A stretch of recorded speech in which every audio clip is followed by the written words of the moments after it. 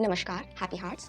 आपका happy heart 1111 channel में स्वागत है। मेरा नाम सुदीप्ता है और आज मैं फिर से एक नया टॉपिक लेके आई हूँ, आपको कुछ जानकारी देने के लिए ताकि आप लाइफ में बेटर पर्सपेक्टिव लेके आगे बढ़ पाएँ। आज का वीडियो है पेरेंट्स के लिए, पेरेंट्स जिनकी बेटियाँ हैं और वो या तो अभी पढ़ाई कर रही हैं या फिर वो करियर बनाने के स्टेज में हैं। तो आज हम बात करेंगे कि जिन पेरेंट्स की बेटियाँ हैं और वो अभी या तो पढ़ाई कर रही हैं या फिर अपने करियर बनाने के स्टेज में हैं, उन पेरेंट्स को अपनी बेटियों से कौन-कौन सी बातें हैं जो नहीं बोलनी चाहिए इस दौरान, लाइफ की इस फेज़ में, जो कि उनके लिए बहुत ही मेंटली डैमेजिंग, सेल्फ डिस्ट्रक्टिव साबित हो सकती है, क्योंकि इससे उनका मोरल बहुत गिरता है और वो कहीं न कहीं खुद को अपने ही घर में, अपने ही माँ-बाप के ऊपर बर्डन या लायबिलिटी समझने लगती है या नॉट सो गुड इनफ समझने लगती है। तो आइए हम एक पॉइंट करके इनके बारे में जानते हैं। तो पहला है, जब आपकी स्पेशली अगर आपकी बेटी अगर स्कूल में है और वो अभी कुछ 10-12 साल की हुई है हाल ही में, तो उसको ये बोलना कि अब तुम घर के काम-काज सीख लो, क्योंकि अब तुम बड़ी हो गई हो काफ़ी और तुम्हें एक दिन कुछ साल बाद शादी करके दूसरों के घर में जाना है। इसलिए ये घर के काम-काज आना तुम्हारे लिए बहुत ज़रूरी है, क्योंकि दूसरे के घर में जाके अल्टीमेटली तुम्हें यही काम करना है। तो या तुम बड़ी हो गई हो तो अब घर के काम-काज सीख लो, क्योंकि दूसरे के घर में जाके तुम नाक ना कटाओ घर मतलब अपने माँ-बाप की, इसीलिए तुम्हें घर के काम करना सीखना चाहिए। अब यहाँ पे बात आती है कि घर के काम-काज सीखना कोई गलत बात नहीं है, पर ये चीज़ बोल के कि आपको शादी करके जाना है इसलिए आपको घर के काम-काज सीखनी है, वो भी एक 10, 11, 12 साल के बच्ची के लिए जो अभी स्कूल में ही है।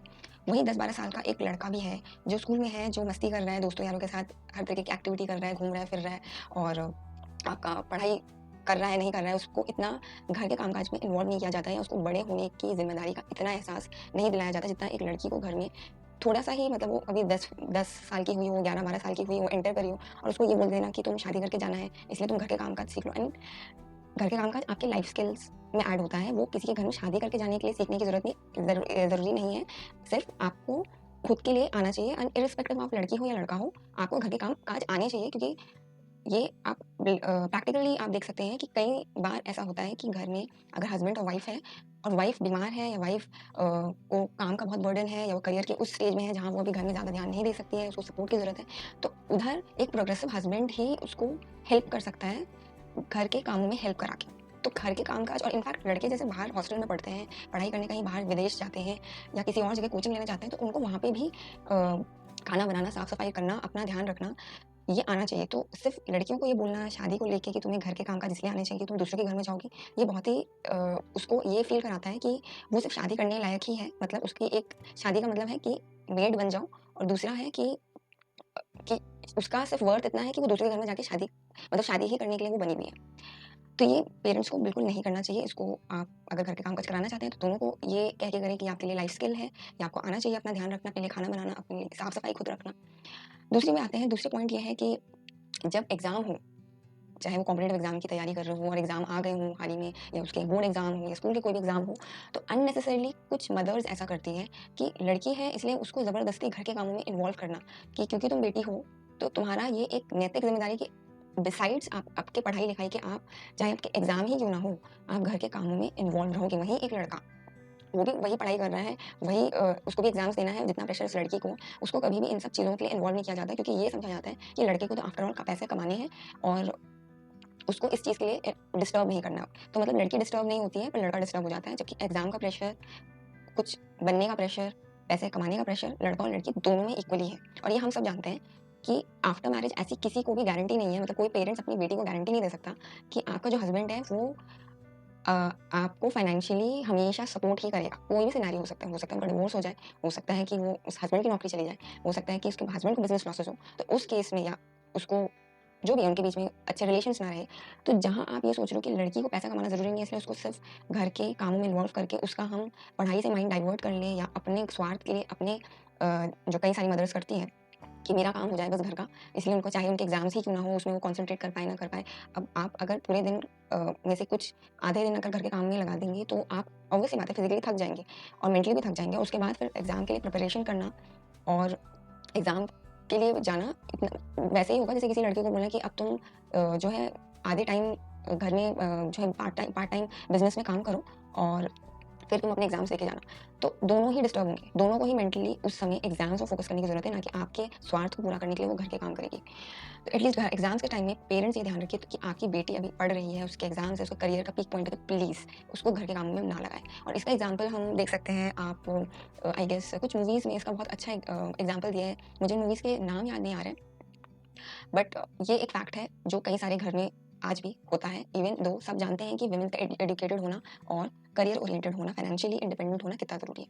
अब थर्ड में आते हैं, जहाँ थर्ड पॉइंट ये है कि एग्ज़ाम का टाइम हो या करियर बनाने का टाइम चल रहा हो बेटी का, और आप उसे रिश्ते दिखाना शुरू कर देते हैं, या इधर-उधर से घर में बस एक ही तरह की बात होती रहती है कि अब इसकी शादी करनी है तो लड़के ढूँढो, या उसको बिना बताए आप उसको लड़के दिखाने के लिए, ना उसको कुछ बताया कि वो लड़का क्या करता है, क्या नहीं करता है, ना उससे आपने उसकी रज़ामंदी पूछी, ना आपने उससे पूछा कि क्या तुम अभी शादी करना चाहती हो या नहीं चाहती हो।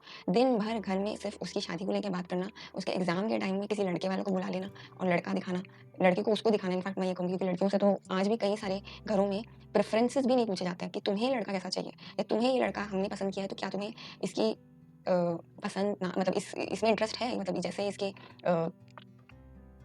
जो भी इसके बारे में हम बता रहे हैं, क्या तुम्हें ये पसंद है? तो ये चीज़ ना करें।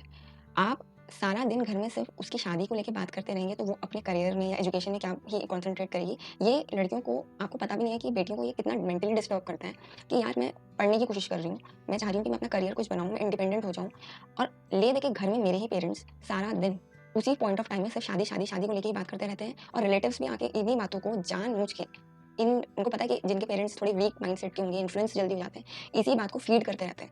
और ये आपको पता भी नहीं कि आपकी बेटियों की लाइफ कितनी खराब करता है मेंटली। वो ये सोचती है कि पता नहीं मैं अपने माँ-बाप में कितनी बड़ा बर्डन हूँ, जो ये लोग मेरे को हायर एजुकेशन भी प्रोवाइड नहीं कर सकते, और अभी से ये लोग, मतलब कई केसेस में तो स्कूल में ही है वो बच्चे, और उसी दौरान ये सारी बातें घर में शुरू हो जाती हैं।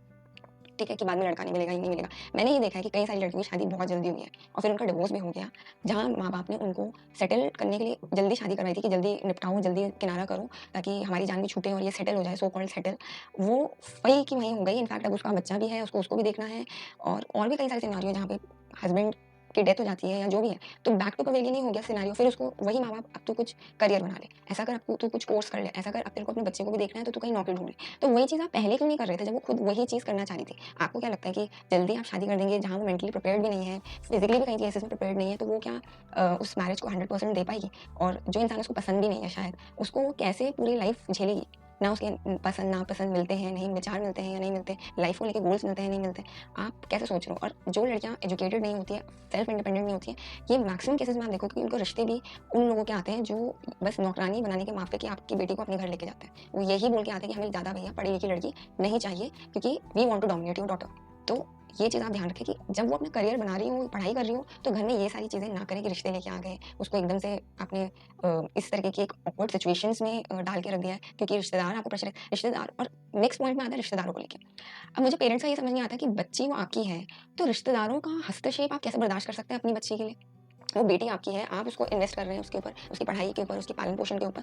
9 मंथ्स आपने उसको वूम में रखा है, तब जाके वो आई है इस दुनिया में। तो रिश्तेदार को आप कैसे हक दे देते हैं कि वो कुछ भी आपके कान भरते जा रहे हैं, इसकी बेटी की जल्दी शादी करो, इसको जल्दी, आज अभी ये देखने में ठीक है या इसकी उम्र कम है, ये कम पढ़ी-लिखी है, तो उसको अच्छे रिश्ते मिल जाएँगे।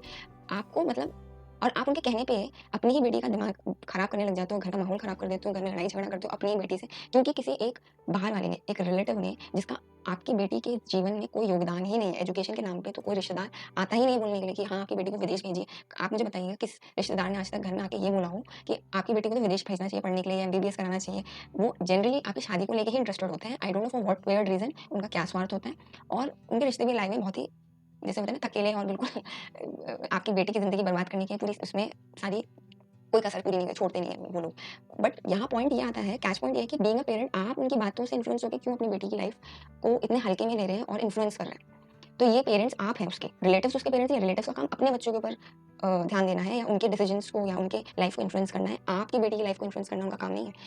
ये ज़रूरी क्यों है? क्योंकि आपकी बेटी आप पे बहुत विश्वास करती है कि बीइंग अ पेरेंट ये मेरे साथ खड़े रहेंगे नो मैटर व्हाट। इनका काम मेरे को फैसिलिटेट करना है, और I can always look up to my parents for anything I want to become in this lifetime. और वही मुझे किसी दूसरे के कहने पे, एक ऐसे, मतलब दूसरे के कहने पे मेरे अगेंस्ट हो जा रहे हैं या मेरे खुशियों के अगेंस्ट चीज़ें कर रहे हैं, जिसमें मेरे को इंटरेस्ट भी नहीं है। तो इट इज़ लाइक बहुत शैटरिंग होता है डॉटर्स के लिए कि मेरे पेरेंट्स होके मेरे लिए ऐसा कैसे सोच सकते हैं, या मेरी खुशी को नज़रअंदाज करके ये सिर्फ रिलेटिव्स को खुश कैसे कर सकते हैं। तो बीइंग अ पेरेंट आपको ये काम बिल्कुल नहीं करना है, बिकॉज़ आपको नहीं पता उस रिलेटिव का क्या स्वार्थ है। उसने और किसी चीज़ के लिए तो कभी आपकी बेटी के लिए कोई सजेशन नहीं दिए या कभी कोई इंटरेस्ट नहीं दिखाया। सिर्फ इस एक एस्पेक्ट के लिए कैसे उनको इतनी चिंता हो जाती है।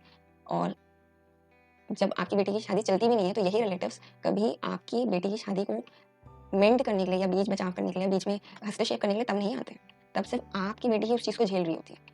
तो being a parent it's your responsibility कि आप चार्ज लिए एज़ अ पेरेंट, और ये सारी बातें अगर आपके रिलेटिव्स जो घर के जो भी हैं आपके रिलेटिव्स आपके कान में आपकी बेटी के खिलाफ भर भी रहे हैं, तो आपका काम है कि shut them of, shut up there mouths, because आपकी ज़िम्मेदारी है कि आप गार्ड करें और वहाँ बोलें कि भई मेरी बेटी है, मैं देख लूँगा या देख लूँगी, हम देख लेंगे हमारी बेटी के लिए क्या सही है। आपने अपना सजेशन दिया, उसके लिए बहुत-बहुत धन्यवाद। बट अभी हमारे लिए ज़रूरी है कि हमारी बेटी की खुशी क्या है, उसको किस चीज़ में ज़्यादा इंटरेस्ट है, या उसको वो आगे चल के कैसे सिक्योर रह सकती है, हम उस चीज़ को ज़्यादा इंपॉर्टेंस देंगे रादर देन आपकी क्या सोच-विचार है। ये आपकी बेटी की जो है कॉन्फिडेंस को इंक्रीज़ करता है आगे चल के, और उसको पता है कि कोई हो ना हो मेरे पेरेंट्स तो एटलीस्ट मेरे साथ खड़े हुए हैं। और बीइंग अ पेरेंट एक्चुअली आपका काम फैसिलिटेटर का है, एम्पावर करने के लिए है, सपोर्टर का है। डिक्टेटर या अपने स्वार्थ के लिए बच्चों को यूज़ करना, या अपने ईगो को सैटिस्फाई करने के लिए, या किसी और के खुश करने के लिए आप उनको एज़ अ पपेट यूज़ नहीं कर सकते, नहीं करना चाहिए इनफैक्ट। तो आई होप ये 3 पॉइंट्स आप ध्यान रखेंगे। पहला ये है कि आप कभी उनको घर के काम सीखने के लिए इसलिए नहीं बोलेंगे क्योंकि तुम्हें किसी के घर में शादी करके जाना है। दूसरी चीज़ ये है कि एग्ज़ाम टाइम में प्लीज़ उनको घर के कामों में ना लगाएँ। तीसरी बात ये है कि कोई रिलेटिव आके आपके कान भर दे। अ, नहीं, तीसरी बात ये थी कि एग्ज़ाम के दौरान या जब वो करियर बना रही हो तो प्लीज़ उनको रिश्ते ज़बरदस्ती के ना दिखाएँ। पहले उनसे पूछ लें कि तुम्हारी मर्ज़ी है या नहीं है, ये लड़का है, इस लड़के की ये विशेषताएँ हैं, ये चीज़ें हैं, क्या तुम्हें इंटरेस्ट है? तब जाके आप कुछ बात आगे बढ़ाएँ। और चौथी और लास्ट सबसे इम्पोर्टेंट चीज़, प्लीज़ रिलेटिव्स को अपनी बेटी की लाइफ़ को डिक्टेट बिल्कुल ना करने दें, क्योंकि उनका कोई ज़ीरो योगदान है, उनका ना कोई मतलब बनता है आपकी बेटी की लाइफ़ में किसी भी तरह का हस्तक्षेप करने का। तो आई होप आप इन बातों का ध्यान रखेंगे, क्योंकि बेटी कोई ऐसे लायबिलिटी चीज़ नहीं है, फेंकने की चीज़ नहीं है। हमारे देश में वुमेन को ही रिप्रेजेंट करती हुई सारी देवियाँ हैं, लक्ष्मी है, दुर्गा है, या जितनी भी देवियों की आप पूजा करते हैं, वो मूर्ति में आप देवी ढूँढ रहे हो। आपके घर में जो भगवान ने बेटी दी है, उसमें आप वो देवी क्यों ढूँढते हो? उसको आप रफ़ा-दफ़ा करने की सोच में या सोच-विचार में कैसे लग जाते हो, ये मुझे समझ नहीं आता है। आप उसको एम्पावर क्यों नहीं करते हो? कौन-सी देवी झाड़ू-पोंछा या फिर चकला बेलन लेके दिखाई देती है, ये आप मुझे बता दीजिएगा। सारी देवी बहुत ही अपने पूरी फुल कैरिज़्मा में होती हैं, मतलब एक होता है ना कि अपने पूरे अस्त्र-शस्त्र और अपने पूरे एक डिवाइन अवतार में होती है। कभी आपने किसी देवी को ऐसे लाचार या कभी बिल्कुल हताश और परेशान या गरीबी में नहीं देखा होगा, या गंदे से कपड़े पहने हुए नहीं देखा होगा, या एक्सप्लॉइटेड या शरीर में मारपीट के निशान के साथ नहीं देखा होगा। तो आप अपनी बेटी के लिए ऐसा कैसे क्यों नहीं उनको उन देवियों की तरह क्यों नहीं देखते? उनमें क्यों नहीं वो देवी ढूँढते हो? तो ये चीज़ समाज में चेंज होने की बहुत ज़रूरत है, और आई होप आप इस चीज़ को समझ पाएँगे। और प्लीज़ हैप्पी हार्ट 1111 चैनल को सब्सक्राइब कीजिए, लाइक कीजिए, कमेंट करिए इस बारे में आपके क्या विचार हैं, और बेल आइकन को हिट करिए ताकि आपको ऐसे वीडियोस की नोटिफिकेशन और भी मिलती रहे। मैं मिलती हूँ आपसे नेक्स्ट वीडियो में, तब तक हमेशा रहिए हैप्पी हार्ट्स। नमस्कार।